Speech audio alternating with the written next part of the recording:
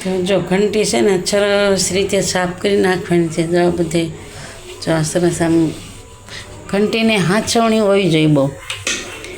કાંઈ વસ્તુ ઘરમાં લઈએ આપણે તો કેટલી આપણે મોંઘી વસ્તુ લેતા હોઈએ છીએ, તો જે બધું ઘરનું મેનેજમેન્ટ કરવું, બધું સાફ સફાઈ રાખવી, ઘરની એટલી મોંઘી વસ્તુ લેતા હોઈએ તો હાથસવવું બધું એ આપણું બધું લેડીસોના હાથમાં છે. બધી જે સ્ત્રી છે ને એ એક જાતનું કે હું ઘરની લક્ષ્મી છે. તો ઘરની લક્ષ્મી હોય ને એને બધું ઘરનું કોઈ આવ્યું ગયું એનું કોઈને એનો આવકારો દેવો, કોઈ ખાવાનું ટાણે ખાવાનું આવે, પાણી પીવાનું ટાણે પાણી પીવાનું આવે, કાંઈ પણ હોય તે બધું સ્ત્રી સંભાળતી હોય છે. અને ઘરની વસ્તુ બધી એટલી મોંઘી વસ્તુ આપણા ઘરના માણસો આપણને લાવી દેતા હોય તો એ હાંચવાની બધી ફરજ આપણી ઘરની સ્ત્રીને હોય છે. તો મહેરબાની કરીને મારી બધી લેડીસોને કહેવાનું છે કે તમને એટલું મહેનત કરીને આવી મોંઘી વસ્તુ લઈ દેતા હોય ને તો આ મોંઘી વસ્તુની તમે કિંમત કરજો અને સાચવણી રાખજો. અને સાચવણી સેતવણી રાખશો તો આ સરસ રીતે આને કંઈ થતું નથી.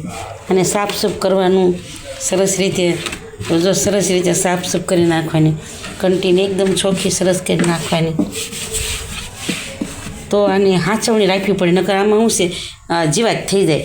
તો જો આ બધું ચોખ્ખી આવી રીતે કરી લેવી પડે એને. હવે લોટ આપણે બધો કાઢી લઈશું. જો લોટ છે ને તે બધો કાઢી લઈશું, કારણ કે એને હાંચવણી રાખવી પડે આપણે. તો જો સરસ બધી ઘંટી ચોખ્ખી થઈ ગઈ છે અને હજી આપણે કરવી છે, બરાબર. તો આ બધું સરસ રીતે સાફ કરી નાખવાની છે. ઘંટીને સાફ બરાબર રાખશો તો કાંઈ વાંધો નહીં આવે. નકર જો અત્યારે તો ઉનાળો છે તો વાંધો નહીં, પણ જો ચોમાસામાં છે ને, ચોમાસામાં લોટ થોડોક રહી જાય તો આમાં તરત જીવાત થઈ જાય છે. અનાજ રહી જાય તો એમાં ધનેરા પડી જાય છે, લોટ હોય તો એમાં ઈળું પડી જાય છે. એટલે ઘંટીની જો ઘરે ઘંટી તમારે હોય ને તો ખાસ કાળજી રાખજો અને ઘંટીની સાફ સફાઈ સારી રીતે કરજો. દળવાનું ટાણું દળી લેજો અને પછી સારી ઘંટી સાફ કરી અને પછી એને ઢાંકીને મેલી દેવાની. તો ઘંટી સરસ ચોખ્ખી કરજો, બરાબર. તો જો આ ઘંટી સરસ ચોખ્ખી થઈ ગઈ છે.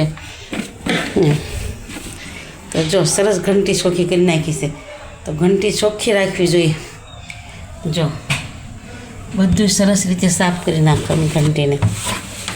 તો આપણી વસ્તુ કાંઈ પણ વસ્તુ હોય બધું સાચવીને રાખો એને, તો કાંઈ થતું નથી વર્ષો સુધી.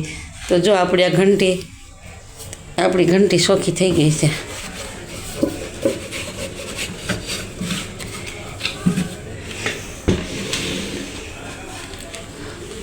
તો જો આપણી ઘંટી થઈ ગઈ ચોખ્ખી.